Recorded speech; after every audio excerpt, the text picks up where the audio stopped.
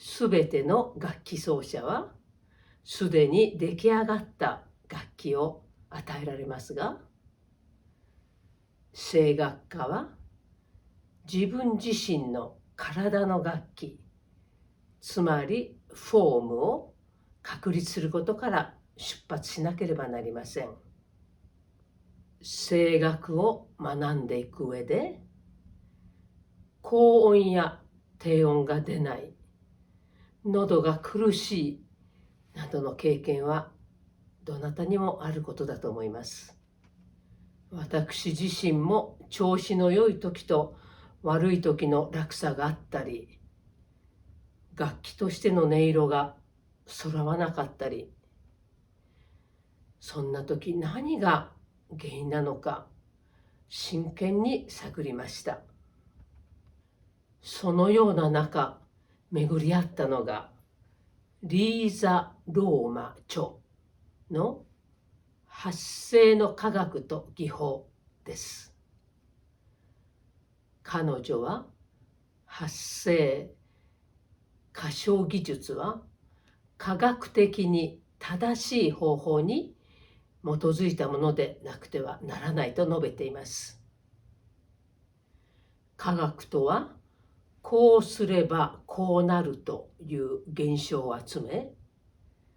原因と結果を探し、分析していくことです。実際、一流の野球選手やバレリーナなどは、科学的に正しい証明された基本フォームを持っています。声楽家もフォームと呼吸から音を生み出す身体運動を行っているわけですから、体を楽器化するには科学的に正しいルールに基づくことは大事なポイントです。リーザ・ローマによれば、ベルカント商法の正しいフォームから生まれる呼吸法は、歌唱の 95% を占めていると書いてありますが、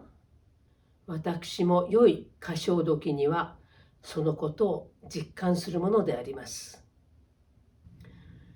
今、私はこうしてマイクを通してお話ししていますが、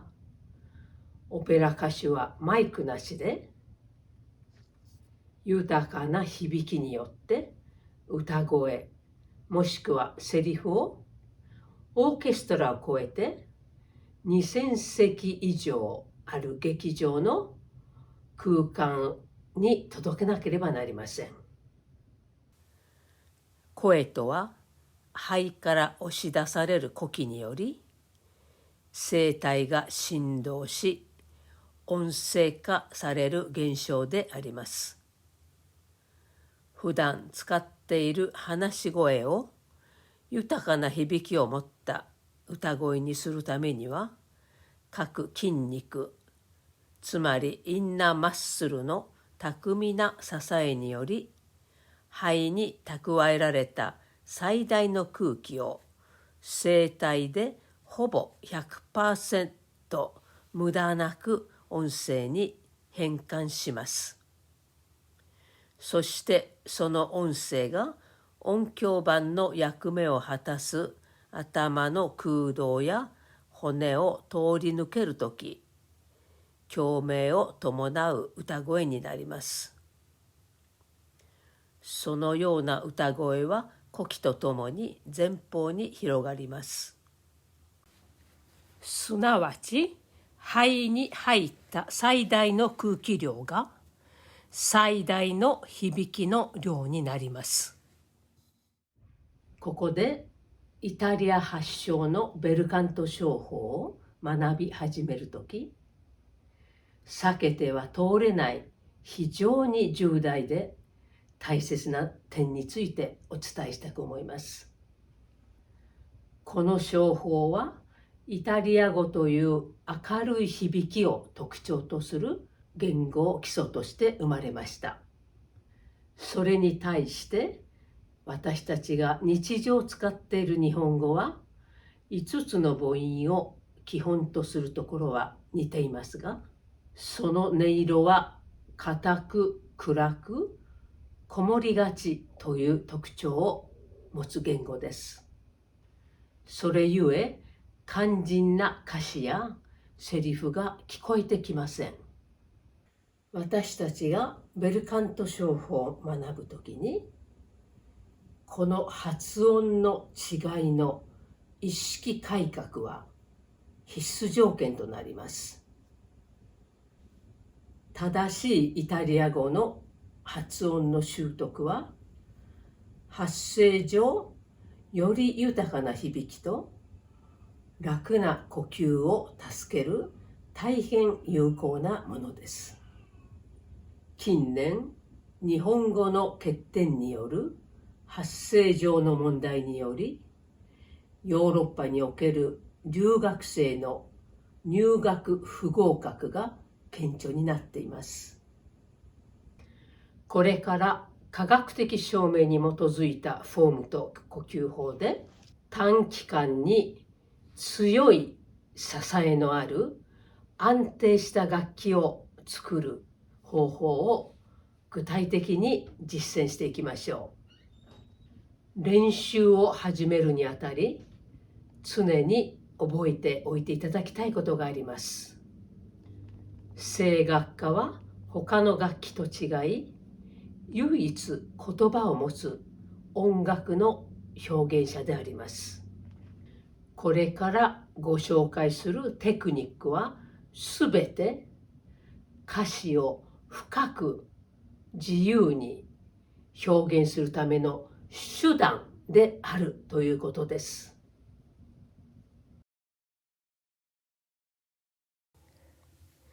楽器としてのフォームを作るということは、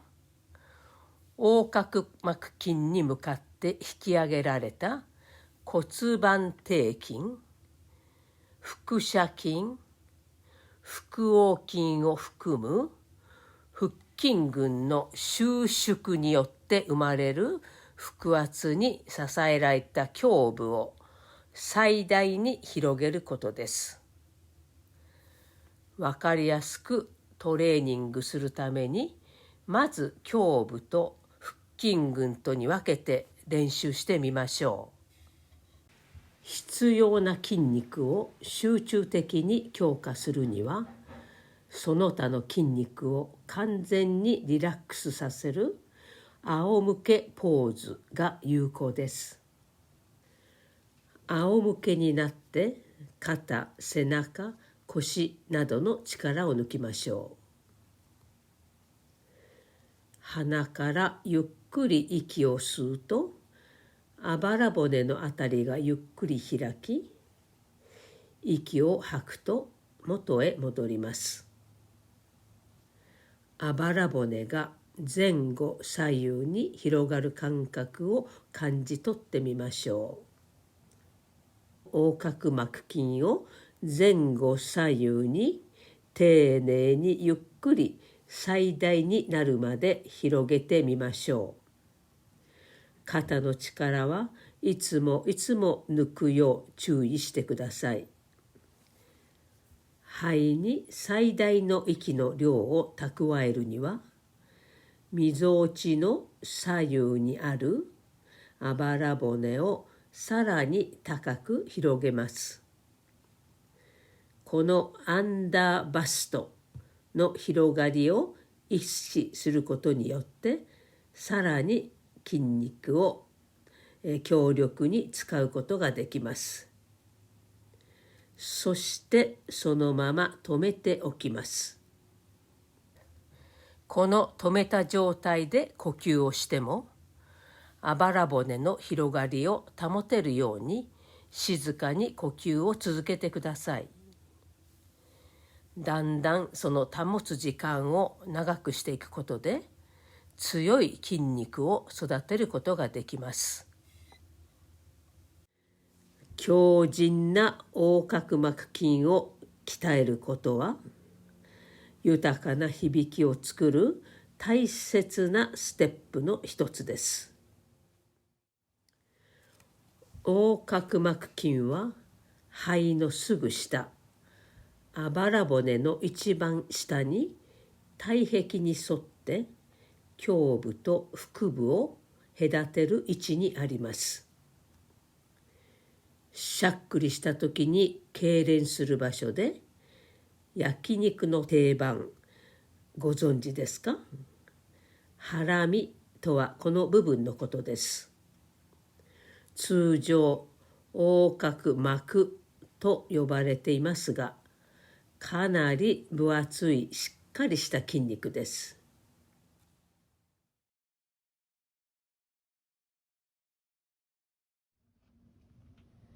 次に、共鳴とクリアな発音を作る唇の筋肉を強化しましょう。横隔膜筋、腹筋群、それに加えて唇を第3の大切な筋肉として私は考えています。特にこもりがちな日本語は、唇の筋肉を使ってはっきりした発音をすることが絶対必要です。子音母音を混ぜ習慣づくまで、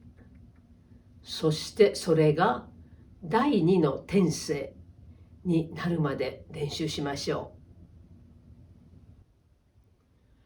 ここでリップロールによる練習をご紹介します。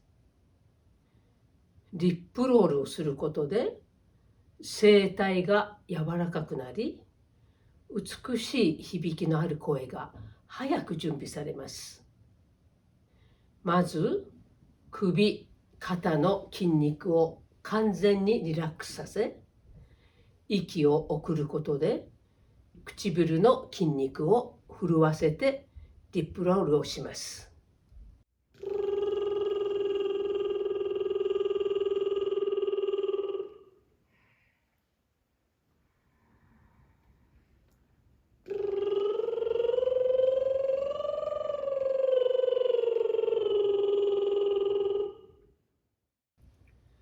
それでは横隔膜筋の支えのみで共鳴を作ってみましょう。聴覚でコントロールしながら、リップロールによって準備された美しい響きのある声で明瞭な母音と子音を作ります。これをアーティキュレーションと呼びます。こもりがちな日本語に対し、はっきりしたイタリア語の発音は、まさに主体的な聴覚の指令と唇の筋肉運動から生まれるものです。最大に横隔膜筋を広げたまま、響きをよく集め、それをよく聞き、イタリア語のはっきりした母音、子音を良いアーティキュレーションとレガートで歌ってみましょう。レガートは歌唱の基本ですので、常に忘れないでください。ドレミレドレミレドレミレドドレミレドレミレドレミレドドレミレドレミレドレミレド。腹筋群に意識を向けましょう。まずおへその下10センチメートルあたりにある丹田、ないしはコアマッスルと呼ばれるところ、または分かりやすく説明しますと、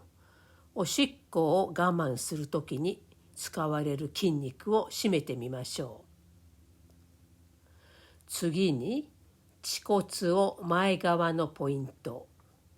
尾てい骨を後ろ側のポイントとしてお高いを近づけ、サンドイッチのように下腹をぺったんこにします。これらを意識して締めると、ビキニエリア全体の筋肉を使うことになります。これらの運動から生まれる腹圧によって横隔膜筋を刺激し、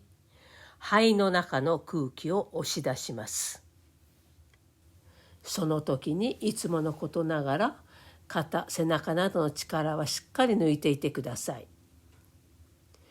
腹筋群は例えば木の根っこや建築物の土台のように強固なぶれないものでなければなりません。強靭な腹筋群を鍛えることも横隔膜筋と同様に豊かな響きを作るための必須条件です。では今動かしてみた腹筋群を最も強力に締めた状態のまま歌ってみましょう。息の流れが止まらないように、いつも呼気の流れを意識してください。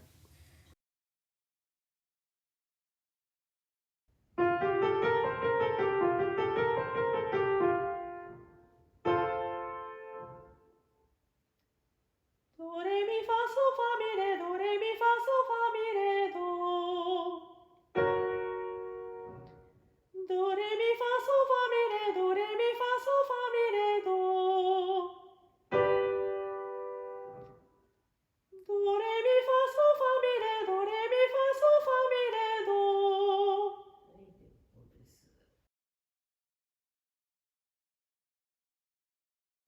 最大に強化された横隔膜筋、腹筋群をつなげ、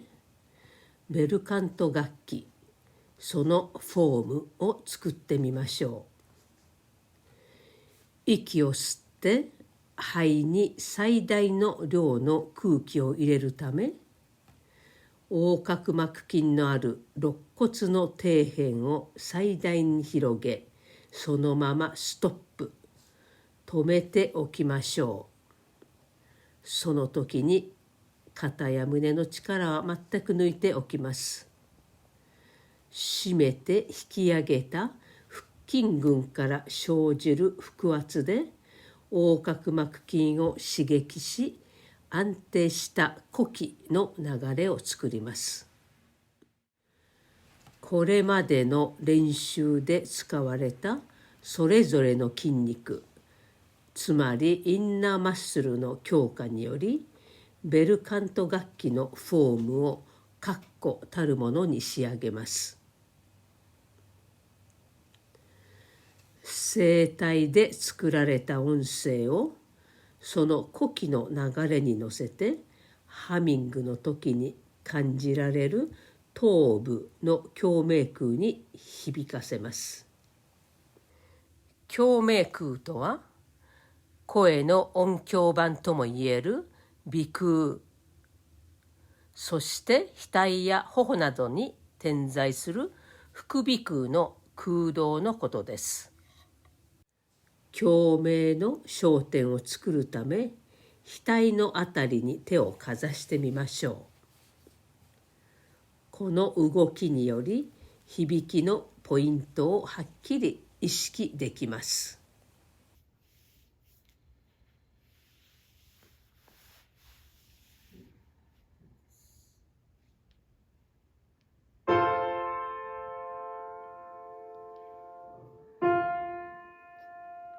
ミママミママン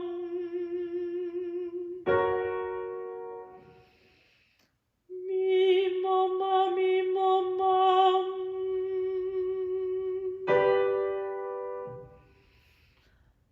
ミママミママン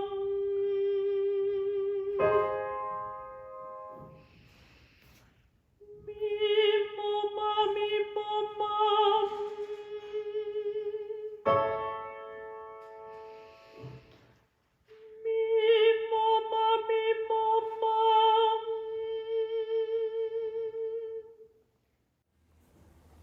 次に MI、 つまりミですね。この発音を使い、ハミングの響きをよく聞き、確認してみましょう。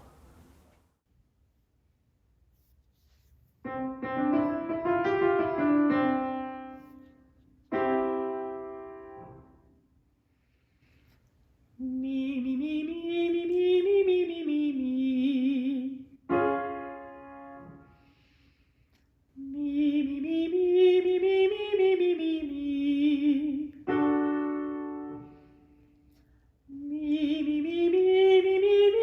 ミミ